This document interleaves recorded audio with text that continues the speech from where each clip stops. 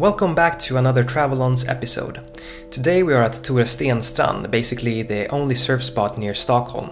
And I have my GoPro 7 with me, and for the first time ever I'm gonna shoot in 240 frames per second. Normally I shoot in 60 frames per second and 4K, and I'll show you the difference between the different settings. Let's dive right into it and check out what the GoPro 7 can do in 240 frames per second and down to 5% of the actual speed.